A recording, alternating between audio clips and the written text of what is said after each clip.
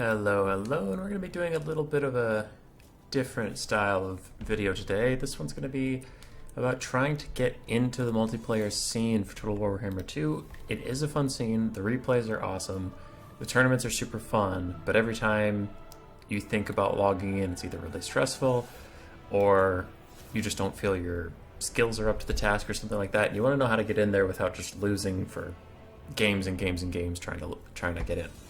This video will hopefully get you some ways to deal with that.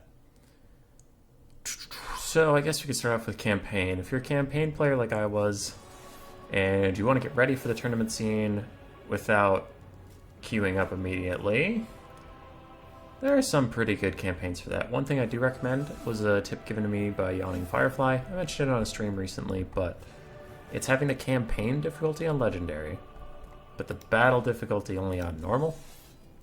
And why that is because Legendary, the campaign, the AI will be aggressive, and they'll spawn a lot of armies, so you have a lot of things going on. They won't just wait to roll over and die, so it's still pretty fun. But then with the battle difficulty of Normal, once you get into the battle, you'll usually be outnumbered by your opponents, so it kind of overlays the well with the AI being a little stupid, but at least they outnumber you enough that handicap kind of helps out. But anyway, the point is, normal difficulty, your melee units still function as they should, your monstrous units still function as they should, and your cavalry can actually flank stuff and get rid of it in a decent amount of time. Whereas on Legendary, the very hard difficulty, as we all know from Legend of Total War's channels, pretty much the only way to win is just spamming ranged units and cheesing.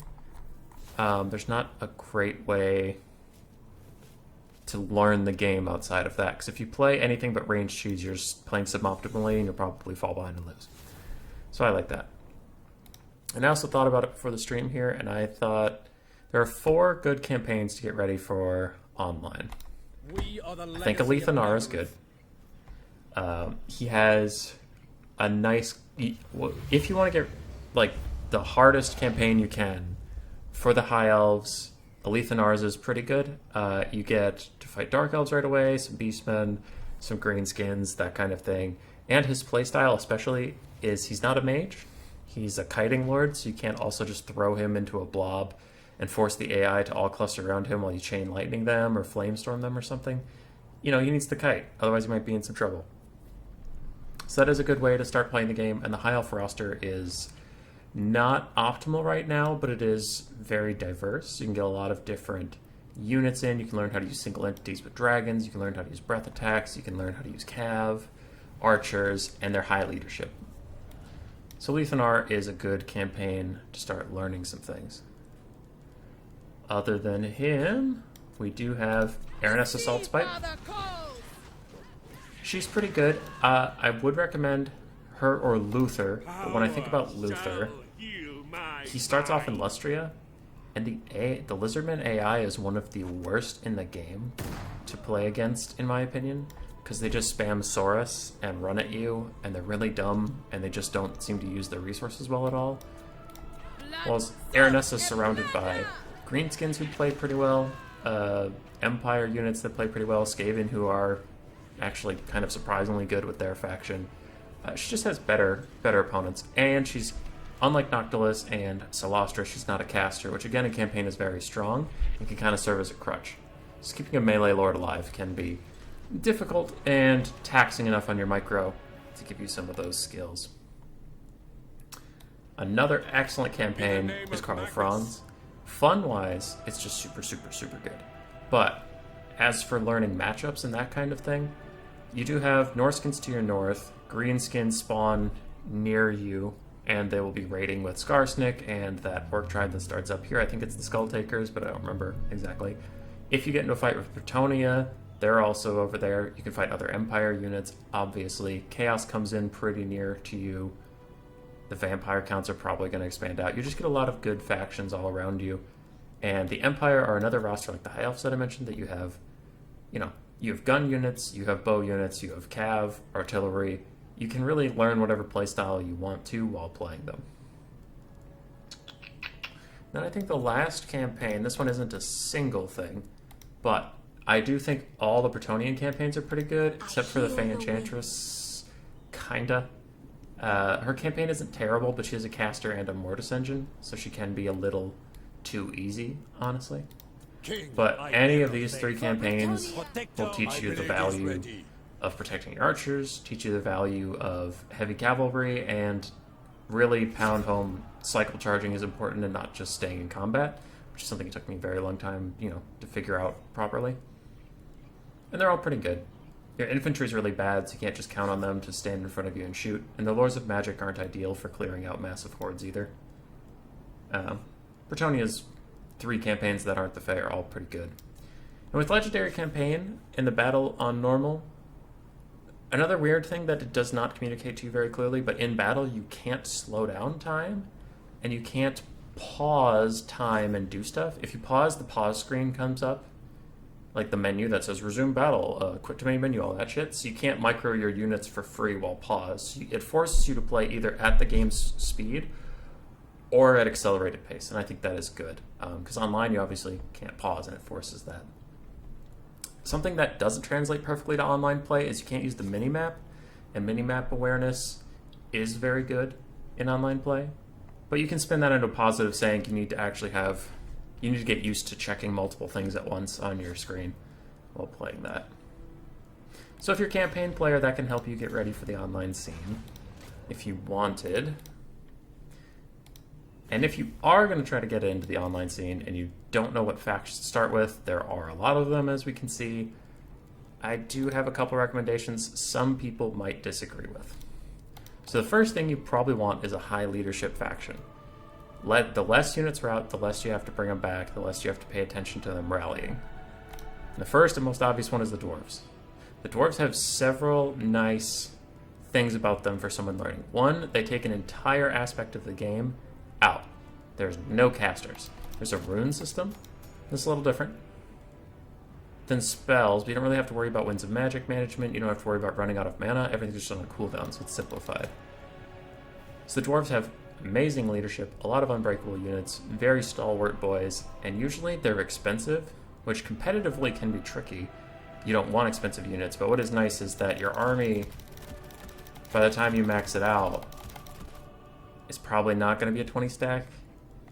And if it is a 20 stack, a lot of those units are just blockers that you don't really have to micro too heavily. So well, when I say a low micro faction, I mean at the starter level. At a high level, you need to micro everything perfectly all the time, and I don't want the dwarven mains coming in my DMs and hating on me. But as a starter faction, they're really good. They have artillery you can learn with, some flying war machines, good missile infantry, and great melee infantry. Dwarves are solid. No cav, no magic to worry about. They do have a lot of bad matchups, though. I'm not saying they're perfect, but just for learning a faction, they're really good. Now, this is a big contentious one I've gotten some feedback on. I think Empire is a good faction to learn when you're starting out. Now, it is not an easy faction to learn when you're starting out. This is probably the hardest faction I'm going to list here, but one of the same reasons I like their campaign is why I also think they can be a good first faction to learn, in that no matter what your favorite style of play is, and you may not know that until you play enough and realize you like doing one thing, the Empire's got you covered. They have missiles, they have guns, they have artillery, they have like mortar type artillery, direct projectiles, they have heavy cavalry, they have light cavalry, they have skirmishing, they have chariots, they have a little bit of everything. Kind of the jack of all trades, master of none. And they have almost every lore of magic in the game, meaning you can experiment with a lot of different kinds of spell combinations, a lot of builds. They're just so versatile that it can be nice to learn them and branch out from there. They are a hard faction. Their leadership isn't amazing, but what is nice about them is their troops are very cheap. So if you lose one or two, it's not a big deal. And usually Empire comps come down to one or two heavy carry pieces where you can put most of your focus around those one or two pieces and try to win the game off that. Like if you have a cannon, the silver bullets, and another handgunner, you need to just focus on these three things. Everything else is to protect them, and if you lose a spearman due to some missed micro or a bad play, it is what it is. It's not a big deal. So I do recommend the Empire. Again, they are hard to play, but their versatility will make you a better player over time. Why not the High Elves then? I will stop on that one. The High Elves are a bad first faction to learn right now as of August 15th, 2021, because currently their roster is not optimal. It's lower in the meta, and it can work, but they're very punishing on mistakes. All their units are very expensive, so if you lose anything, it's a big deal. Their units are fragile. They're a high damage, low HP kind of faction. Not as bad as the Wood Elves, but still. So any mistakes are extremely punished on the High Elf roster. I don't encourage them for starter players. Next is one of the factions that's very popular in the meta right now. They're very strong. And at the highest level of play, they can be very difficult. But I feel like they have a high ceiling and a low floor. Wait, no. A high ceiling and a high floor. Because it's hard to play terribly on Lizardmen if you play them a certain way. And that's mostly with Saurus or Skinks, because they fit both criteria. Saurus are like what I said with the Dwarves. They have high leadership, high armor, high melee stats. They're just amazing melee combatants. They're not the best in the game, but they're very solid. They're hard to fuck up with, and they're so tanky, they take forever to die. You'll notice if you're fucking up before it's too late. And on the other end of the spectrum, you have infantry that are so cheap, if they die, it doesn't really matter. That is pretty nice about the Lizardmen. Their lord selection is really good. Some of their lords are fragile and hard to keep alive if you're not experienced, but the biggest one is Mazdamundi, and you can put him on top of Slack, his dinosaur, and he has 130 armor, 7,500 HP, and a bound heal. So if you're trying to learn someone, he's pretty hard to kill, and it can take a while for him to die. You can maybe notice he's in trouble and get him out of combat. Other than that, the roster has a lot of big, heavy dinosaurs that are hard to punish, and they're pretty cheap even if they do die. And you can learn to play skirmish with these guys, if that's the kind of playstyle you want to get into. Chameleon Skinks or Skink Skirmishers are pretty cheap and effective. You can leave them on skirmish mode. They usually run away from problems if you're not paying attention. They will get caught, but you know, they kind of help you out on some of the micro there. Once you get into the higher levels of play, you can deal with Salamander Hunting Pack and Razordawn Hunting Pack kiting, but at the start, those are very tough units to keep alive. They're very squishy. I would recommend sticking with Chameleon Skink Kite or Saurus Rush builds, mostly. Another nice thing about the Lizardmen really quickly is you don't need their DLCs for them to be active. Their current DLC is helpful. Oxyotl is a good lord, and the Chameleon Stalkers are nice infantry units, but nice is the keyword. They're not critical. Most of what your roster needs is the Skink cohorts, the Saurus, and those come with the base game. The dinosaurs you want come with the base game.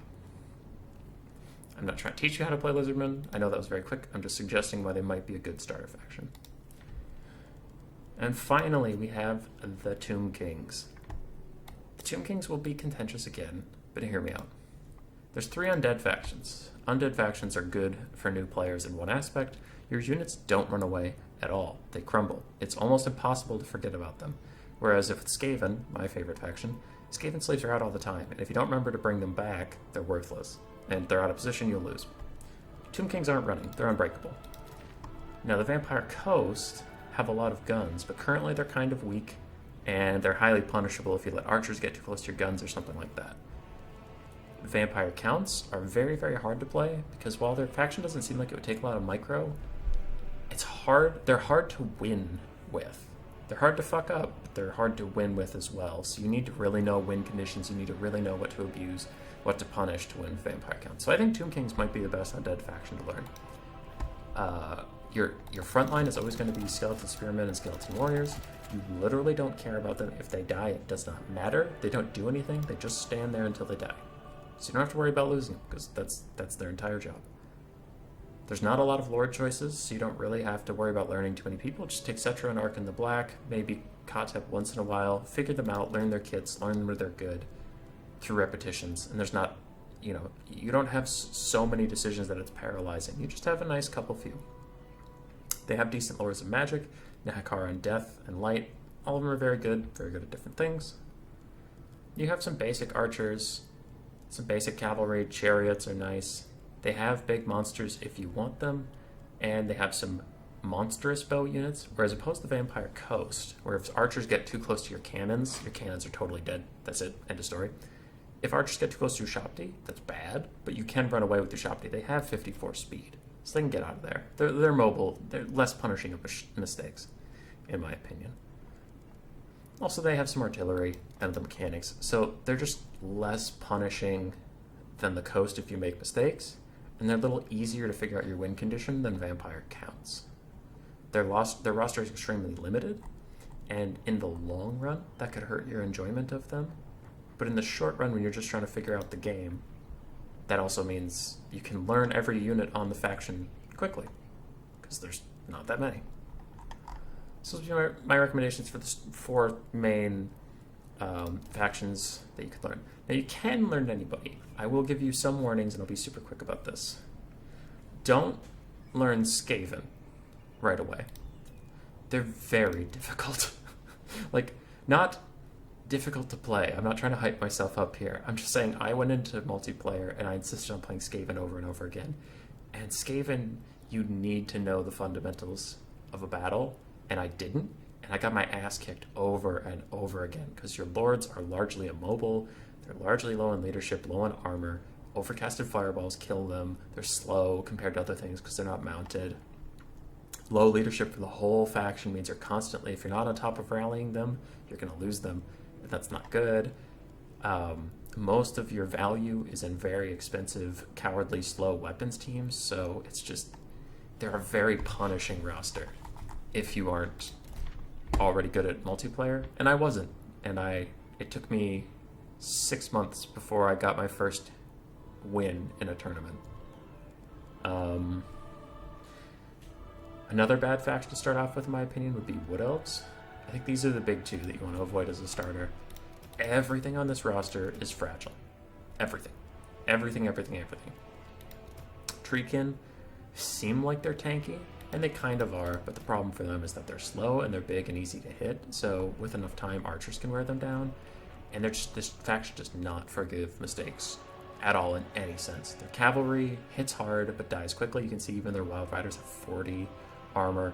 Great Stag Knights, the tankiest thing they have, has 60 and only has 30 melee defense. It's just Wood Elves. Wood Elves are very good at high level play, and honestly garbage tier at low level play. They just don't allow for mistakes, so I would avoid Skaven and Wood Elves.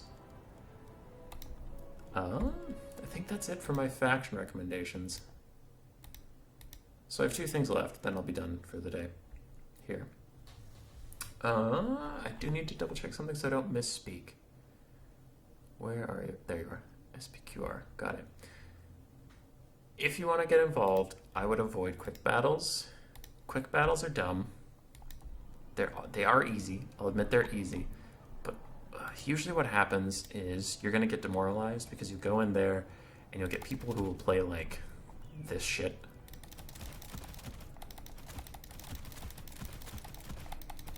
And just spam you down with skirmish cav, and you don't really get to play the game.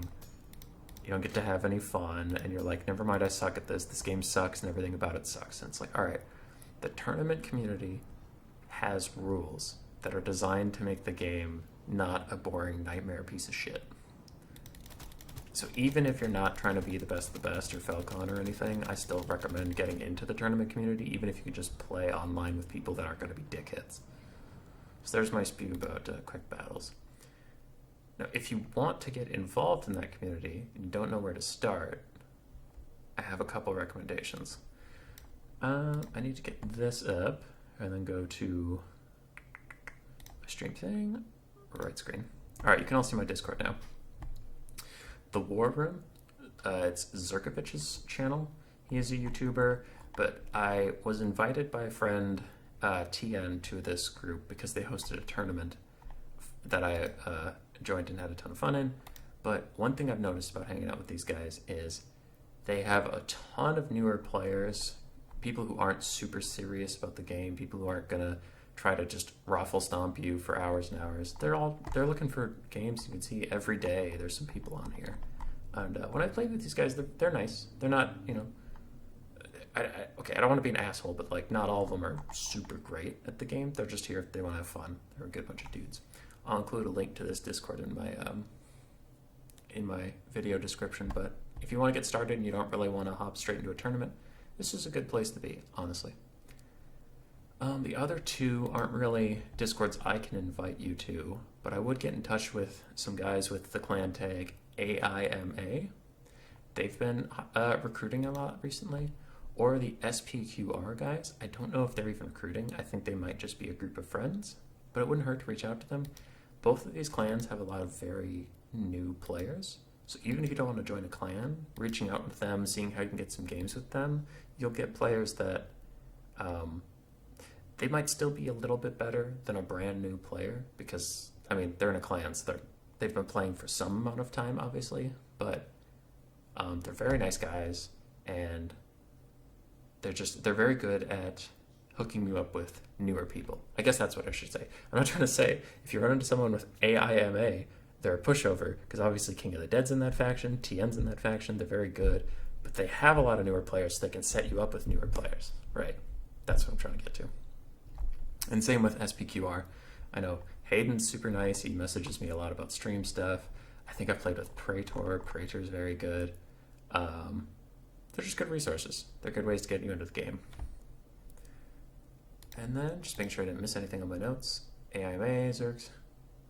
All right, then we're good. There's 2 tournaments you can enter if you want to get started. I know the Shortbeard League on Logic's Discord, Logic_EU. You can find his YouTube. He'll have links to his Discord there. Really nice guy. He runs a Shortbeard League. That is just a league where you get matched up against people roughly around your skill level. And that's good. It's good to get involved with newer people in the community. I know a friend of mine, Mr. Overlord, plays in here. Nice community, good people, and they'll be good. The other is HW League. He has a fresh recruit role request. He's been a little inactive recently, but he pops up every weekend, I think, with some tournaments. And one of them is the Fresh Recruit League. Same thing as the Shortbeard Tournament. You get matched up with people that don't play a ton of tournaments all the time. And if you do well enough in the tournament, you lose the role, so you can't keep playing against people in this area. So it tries to keep this community newer. Those would be my suggestions. Other than that, just watch replays. Take builds, usually from higher level replays. You can take the builds and try them out yourself and see how you do. Yeah. I guess the last thing on a personal note would be some people, and I know some people in RTK will disagree with me, but some people tell you not to take units because they're bad. I would honestly encourage you to try the units. If you want to, just try them, just play with them. And the more you play with them, the more you'll feel out for yourself why they're bad. Because when people tell you something's bad, take it with a grain of salt. They're probably right, but find out why. Because if you never know why, you'll never know where it's good, right? Because metas keep changing all the time. And if you kind of get a feel for a unit and get a feel for why it could be good, but it's just not right now, when the meta shifts, that unit could be good. I think one of the biggest mistakes I can make is just listening to someone and taking that word as gospel when it's a video game. Just go play with it. Find out for yourself. Find out how things feel for you, right? Anyway, I've taken enough of your time today. I hope some of that was helpful in some way. And y'all have a good day.